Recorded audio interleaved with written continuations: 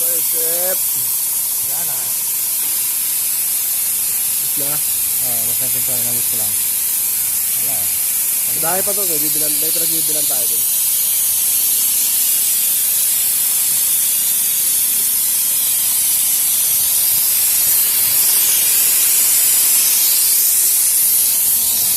Sige, try mo. Yung video.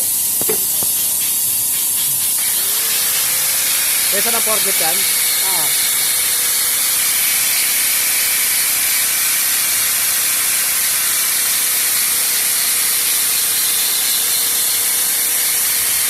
Madami yun. Mga paglilid na eh. Ilipat na lang natin ito.